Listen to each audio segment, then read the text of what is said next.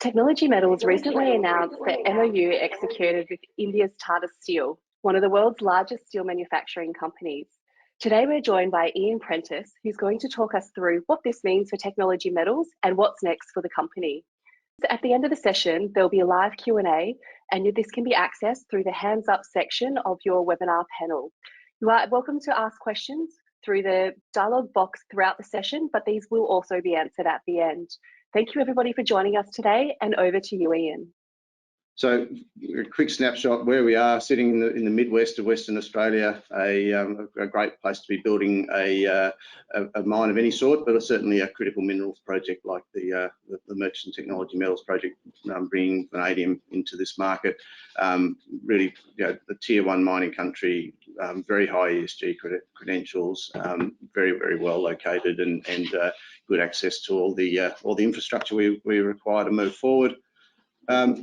We are developing one of the largest single vanadium projects globally. So, out of the, I guess our peer group, we're certainly at the forefront of that. One of our, I guess recently we announced our updated ore reserve. So it's 44.5 million tonnes at around 0.9% V2O5, which gives us a 25-year mine life. Now we've got around about another 100 million tonnes of resources. So we expect that life to go well beyond 25 years, but that's a fantastic starting position. We're going to be using conventional processing, so really important conventional process all the way through to the final product, and that's supported by very extensive pilot test work that we've completed over the course of the work we've done over the last 3 or 4 years. Extensive pilot test work we've completed with FL Schmidt up in Pennsylvania, and traditional open pit mining, and that will all flow through to delivery of around about 12,500 tonnes per annum V2O5 over the course of that 25 years. And whilst we're mining our satellite deposit, whilst we're mining down at Yarrabubba, which is, I guess, a key change in our delivery of the project, we'll be also producing a really attractive ilmenite byproduct. So it's a really attractive additional revenue stream. You can see the photo on that slide there.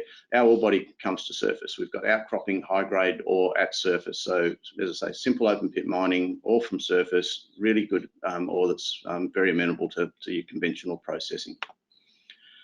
Now, why are we mining vanadium? Vanadium is going to be a very important component of our move to net zero. So, we're talking today around the MOU we entered into with Tata Steel, but we've also got a very strong relationship with LE Systems out of Japan around the vanadium electrolyte and the vanadium Oxide Battery side of the business as well. So that dual focus is very much where vanadium fits and where it's going to be moving and helping this transition to net zero. So vanadium in steel helps dramatically reduce emissions, so it greens our steel. And then, as I say, in the vanadium oxide battery, the ability to support the efficiency or improve efficiency of renewable energy is really key as well. So a couple of very key components that vanadium is going to be delivering into supporting our transition. So vanadium in steel alloys, there's a bunch of information on this slide, but really it's telling us that by using a relatively small amount of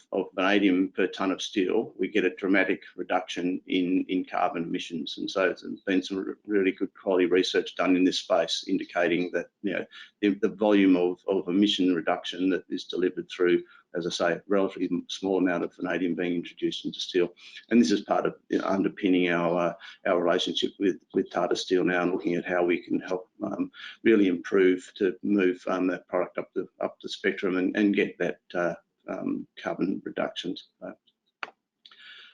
I guess another real key ingredient, and this is across the board in all of our strategy around customer engagement, that currently the vanadium market is very concentrated. So China and Russia control around about just under 80% of the global supply. Now we're moving through different geopolitical times, and different parts of the world are looking to secure supply chain on a range of critical minerals. So India, Europe, our friends in Japan and Korea. So there's a real broad, I guess, movement to get that diversity of supply chain and reliability of supply chain. So for us, developing a project here in Western Australia is really going to be key to supporting that move and supporting that reliability. A 25-year stable supplier of vanadium into those markets is very, very important for the upstream businesses, I guess, comfort and confidence in the reliability of supply. The vanadium redox flow battery, which we talk about a lot, and there's a real engagement in that. And as I say, we've got LE System out of Japan that we're very heavily engaged with, and got a great partnership with, moving through our own vanadium electrolyte facility, but also working with them to support their business into Japan as well. But this slide just really talks about why vanadium redox flow batteries and what are the benefits of them, and really where do they sit relative to the more well-known lithium-ion batteries, and really. Vanadium, they're large-scale batteries. They're for longer duration storage requirements, multiple cycles. They're ideally suited, as I said earlier, to making sure renewable energy is more efficient and being deployed more efficiently and more effectively.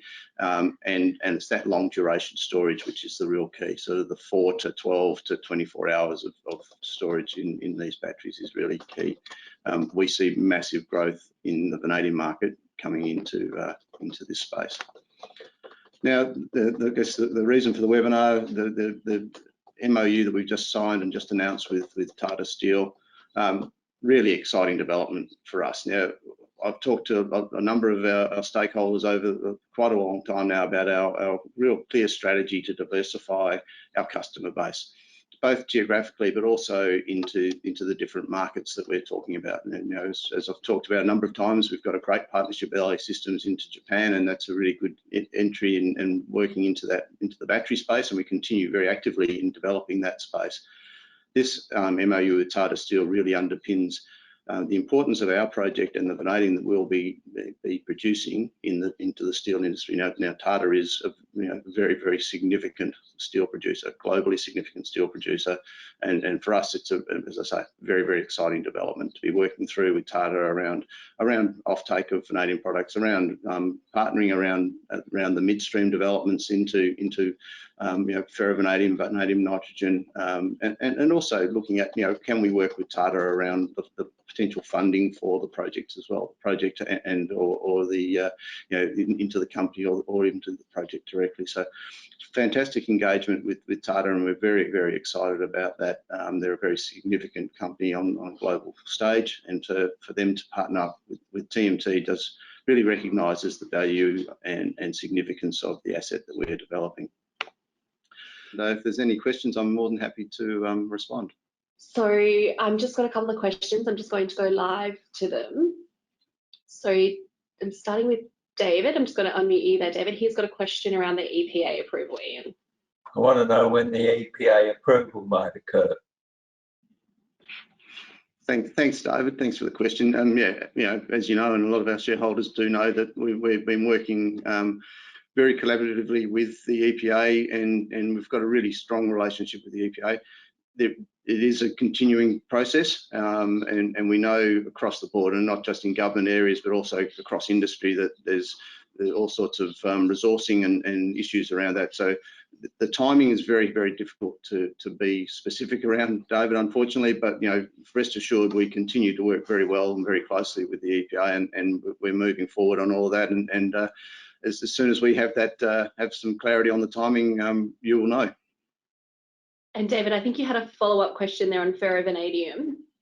I see where Tata Steel, I probably use more ferrovanadium than what they do vanadium. Which one do you think they will dominate with you? Yeah, so I think it's quite typically within the steel industry. So they'll be using a combination of ferrovanadium or vanadium nitrogen, depending on what sort of products that they want to be using. And so that's part of the engagement with Tata, David, is looking at us taking the step into the midstream. So taking our pentoxide and moving that through into either the ferrovanadium or vanadium nitrogen. Now, what we're working through at the moment is that something that we do ourselves? Is that something we do in partnership with others, or do we use effectively toll processing to take our pentoxide into that next tier of product? So, but certainly, our expectation is the ultimate product that Tata would like to have into their business is either ferrovanadium or vanadium nitrogen, and it's just really working with us to take it all the way through. It's quite interesting, this engagement and this MOU with Tata, because as you know, David, we've been talking to lots of groups over an extended period of time, and this is the real first engagement directly with a steel producer that is talking about engaging directly down to the mining level. Because most steel producers are focused very much on where they get their ferrovanadium or vanadium nitrogen from, but Tata have taken the next step to say, well, obviously we need to understand also where the actual vanadium units come from to go into those midstream products. So for us, I think it's a bit of a watershed moment to get such a significant group engaging all the way through the full supply chain from mine all the way through. Now, we've seen that very much in the lithium space, where the car manufacturers have started doing direct off-taking with the spodumene producers. Now, the car manufacturers don't use spodumene; they use the batteries, obviously, but they've recognised that the requirement to really have some influence on the full supply chain. And for me, that's what I see very much coming through with this transaction with Tata. Graham Carter, I'm going to unmute you now to ask your question. Yeah, good morning, Ian. Ian, just wondering how the early works gas pipeline is progressing, and how's that moving along? Yeah, that's moving well, Graham. As we've announced, we've engaged APA into that agreement for them to get started, and really the focus on that is moving through the environmental approvals, the heritage approvals, and some initial design work. The first step in that is finalising the actual route that they're going to use to build the pipeline, and that's been done. So now they're on the ground now working through some of those other matters. So yeah, we're very have a very strong expectation that towards the end of this year that phase of work will be completed. I guess we've got to put that in context. Now, we don't need gas until we've completed the construction and are moving into commissioning phase. So we've got time, and importantly, APA have got time. But what we wanted to do was make sure we were ahead of the curve, so that all those things around approvals, and as I mentioned earlier, government agencies, like most corporates, are having difficulty getting resources and labour, and so the earlier you get in front of them, the better in these processes. So that APA are really moving well on that, and so we'll be, I think, have a lot of, I guess, leeway within the approvals process, and then the ability to get into construction and make sure we've got gas available when we need it. And I think you've got a follow-up question to ask, Graham. Yeah, just a follow-on up, Ian, on the feed study, the FL Schmidt study. Yep. So FL Schmidt, again, we engaged them back in April, I think it was, and I think it was indicated around a 26-week process for them to do the feed on the pyromet section, so the kiln and the associated sections of the plant, and that's all on track. Again, we're in this commercial competitive tendering process, and so the work that FL Schmidt are doing around that feed and detailed design is feeding into that. Now, our aim is to have completed all those commercial competitive tender processes towards the end of the year, late November into December, and certainly the FL Schmidt processes are working very much in line with that timeline. Thanks very much, Ian. We've had a couple of questions come through the dialogue box as well, so I'm just going to start working through those. So how does this impact the LE system relationship? So, well, as I said earlier, I don't think it does. We've got very much a dual approach, and certainly, as our focus has been for some time in having diverse geographies and diverse end use within our customer base and our partner base, and so I think it fits very nicely where we've got a really strong partner in LE Systems within the vanadium electrolyte, the battery space, and coming out of Japan, and now we're developing a really strong partnership with Tata Steel on the steel side. So we're looking at producing in the order of 12,500 tonnes per annum of V2O5, and perhaps in the early years a little bit more than that. And so we see opportunity to be a key supplier into both markets in the early years, and then obviously as things move forward from there over the 25 years, that will settle down into where the bigger demand is. But I think we're very very comfortable in having that dual approach and having those two different industries running in parallel. Thanks very much, Ian. Another question that we've got here is what is the status of other previously announced offtake agreements? So I think we've had a range of MOUs that we've entered into around some of the offtake, and some of that has I guess some of that's gone into different industry and different spaces, very much China focused. And I suppose again, what we've been doing is really working on diversifying those markets. So we've still got a fantastic binding offtake agreement into China, and we continue to work with a range of Chinese partners. But our focus really is to have that broad spread of volume going into different markets and different jurisdictions. So I think albeit that we've had some really good relationships into China, I think our focus, as I say, over the last little while has been moving into other jurisdictions. So that will remain the case. Thanks very much, Ian. So I've got another question come through. Is Tata Power affiliated with Tata Steel? If so, are there discussions with them or any Indian energy companies regarding BRB? Look, it's all part of the Tata Group. So we've been dealing directly with Tata Steel, and that's, as I say, been driven largely around Tata Steel looking to, in my reading of it, looking to have a good understanding of the full supply chain. Now, we as you know, I was in India in July as part of the WA government trade mission, and we met with a lot of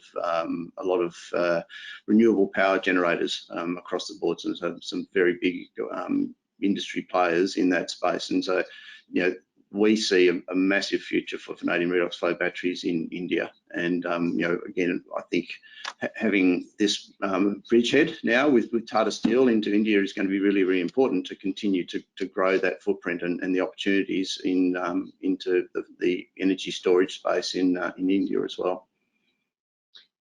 Thanks, Ian. So I've got another question that's come through. It's kind of a double question. So how's the finance discussions progressing, and is early to mid 2024 for first production still on track? I think the funding discussions are progressing well, but as we've spoken about in the marketplace, we're completing the implementation phase and using this commercial competitive tendering process to update effectively our bankable financial model, and that's going to be the key component as far as the funding engagement. So we've got lots of really strong engagement around who our partners are and who we're working with on all that, but to really progress those into term sheets and beyond, we need to finalise our pieces of work, which we're working away steadily on. So we see that moving into the beginning of next year and really getting some strong developments in that late this year and into next year. The production, I don't know if we've ever given guidance that we'd be looking at production in 2024. I think our guidance has really been looking at financial close and commencement of construction in targeting the first half of 2023. But a project of this nature and size scale, we're realistically looking at something like an 18-month construction phase. So our expectation, if all goes well, that we'd be looking at commissioning late 2024, early 2025. So that's, I think that's our best estimate at the moment of where we would be looking at production. Thanks, Ian. We've got one more question from Graham Carter, so I'm just going to unmute you, Graham. Sorry, Ian, last one. So can we expect a few announcements between now and Christmas? Certainly, Graham. Well, I think we had a pretty good one this week. But yeah, we've got some ongoing news flow. We've got project-specific things that we flagged, and they're still coming. But certainly, there's there's always the opportunity for other engagements similar to what we've announced this week. We're, as you would understand, we're working very, very hard on developing a whole range of things, whether that's around further customer engagement, whether that's around the funding side, and then clearly on the project specific things as well. So we'd expect some good news flow over the balance of this year and into Christmas. So and clearly and beyond that. And just on behalf of the shareholders, I can't speak for all of them, obviously, but thanks to you and the team for what you've done so far this year and over the past 6 years. It's been great work. Thanks very much, Graham. Much appreciated. So just had one more question come through on the dialog box. How large a stake in the company or the project are you willing to sell to Tata? that would be giving it away. That'd be telling, wouldn't it? So we're in a relatively early stage of discussions with Tata around what that may look like and whether it happens. So and what we clearly want to maintain is a competitive environment. So we're talking to a range of groups about the best way to fund and develop this project. Tata has emerged as a really good opportunity in that space. But really, we'll work through, sort of commercially sensitive negotiations to work out, what the appropriate levels and engagement is, and whether ultimately, there's no guarantees that Tata is going to invest anything. We need to work through all those things. We've got some strong engagement with them, but we just need to work through and see whether that progresses to the next levels. And as I say, that there's a range of conversations around how we put the funding package together, and now an opportunity to engage with a group like Tata would be fantastic as part of that, but there's a number of other options that we'll be working through as well. Thanks very much, Ian, and thanks very much everybody for joining us today. Just a reminder to everyone, as Ian progresses through this project, I'm sure he's available at any time for people to reach out and ask questions via email. And also, we encourage everyone to register via the website to stay up to date with news and releases as they come out. Thank you again, Ian, and thank you everyone for your time.